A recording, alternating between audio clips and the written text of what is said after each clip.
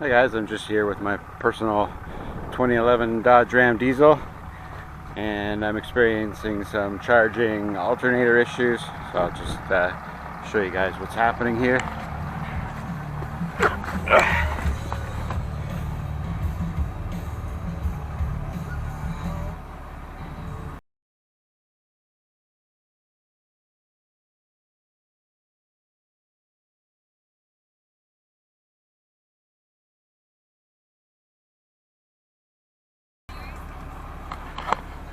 I'm just going to open up my torque app here.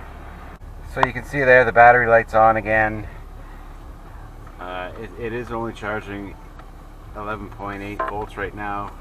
And the light would come on and go off and off and on.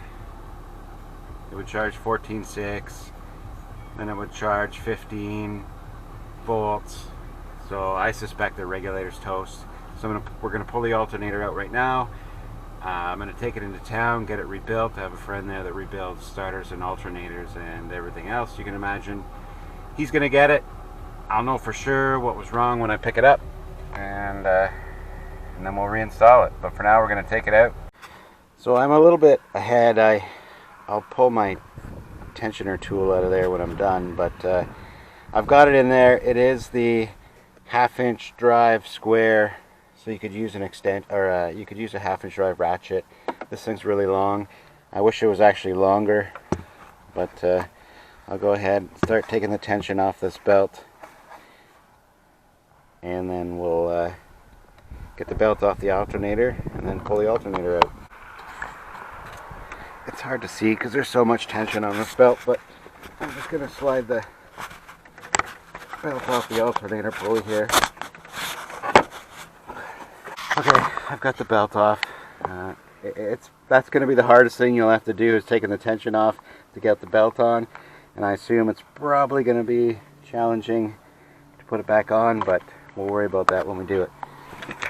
So at the top here, there's a 15mm bolt, and there's one down below, but I'll take the 15 out and hopefully I can slide this over, show you the bottom one. Now, a good idea, disconnect your batteries before doing this sort of job, just to avoid any arcing when you're moving the alternator around. I'm not going to do that. I'm assuming there are risks. I've done this a lot, so I'm just going to, and it's my own truck. I'm just going to pull it out the way it is, but I recommend that you disconnect your batteries.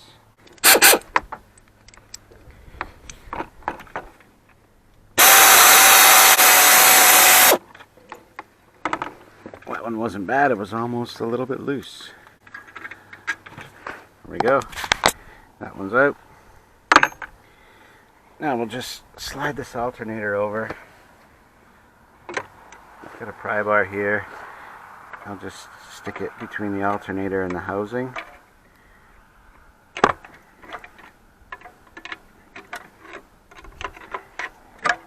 There we go. Oh, I'm not sure if you guys can see that. I'll try and zoom in, but there's the bottom bolt on the alternator, and it is hardly in there. So that'll make for taking out pretty easy. We'll make sure that's tight. So here's our power wire down here that should be, the end of it should be inside this copper eye, and it's not, so that was probably my charging problem, which is good. I was curious because the alternator is only about a year old, which doesn't mean anything, but they should typically last longer than that. So I'm going to go ahead and fix this, because I'm assuming this wire was probably not touching that well, but we'll see. Anyway, we'll fix it up and we'll see what happens. Alright, so I have put a new end on this cable. I cut a bit off to get a new nice piece of wire to crimp. So I'm going to reinstall my alternator, hook this power wire up, and hopefully that fixes the problem, because if it doesn't, that'll suck and I'll have to do it all over again. Well, first things first, we'll plug our wire back into the alternator. Alright, here's our end. I squeezed it, but I also filled it full of solder, and Yeah, it's not too bad. Anyway, after doing that, now we'll go ahead and reinstall it. So if you're doing this like me live, make sure you don't touch this end to anything, or it'll just be a lot of sparks. So we'll stick that on there. We'll put our lock washer and our nut, which is a 13 mil, on there. Tighten it up. I'll make sure you don't go too crazy on this, tightening it, because it can and will snap the stud. Alright, and I'm going to bolt this thing back in, and we're going to hope that it works.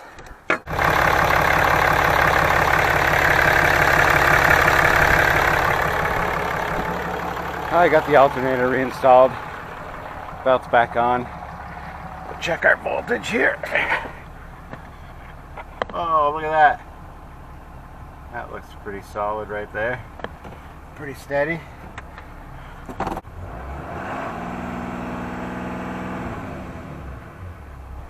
Oh, that's all it was, thank goodness. Okay guys, that's it. I'm pretty sure that chances are that won't happen to you. That was just somebody's crappy workmanship.